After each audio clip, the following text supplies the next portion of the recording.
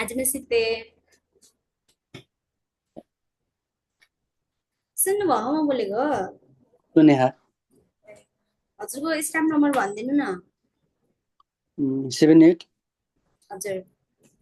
442 422 कि 442 442 sorry sorry 78 422 होला नि 422 नाम चाहिँ नाम भन्नु त गणेश साई अनि हजुरलाई अहिले जस्तै अब आदर्शमा काम गरिराख्नु भयो नि है अहिले हजुर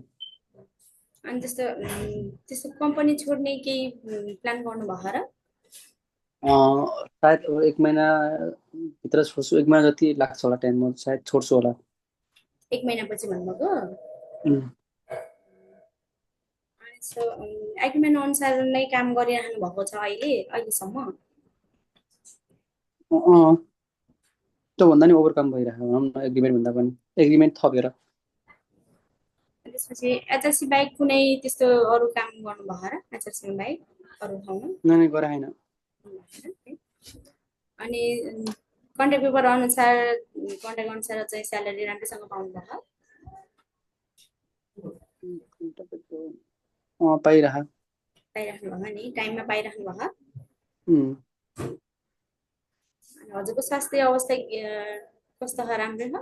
केही त्यस्तो समस्या छ र समस्या छैन ठिकै छ छैन अनि कम्पनीको अनुसार नै जस्तै बस्ने व्यवस्थाहरू राम्रै छ नि है राम्रै छ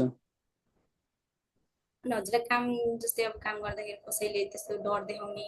धम्की दिने त्यस्तो केही आएको छ र छैन छैन छैन अनि हजुरको चाहिरो कार्ड र पासपोर्ट हजुरसँगै साथमै छ होला नि है छ हजुरसँग जस्तै अब काम गर्ने ठाउँमा त्यस्तो इलिगल रूपमा काम गर्ने कोही हुनुहुन्छ र हजुरहरूसँग त्यस्तो व्यक्ति नै नै हुनुहुन्न अनि जस्तै भ्याकेसनहरू भनेको टाइममा पाइराख्नु भयो पाइरह हजुर त्यस्तो केही समस्या छ र हजुरलाई एचआरसीलाई भन्नुपर्ने हजुरबाट केही त्यस्तो केही समस्याहरू छ भने भन्नु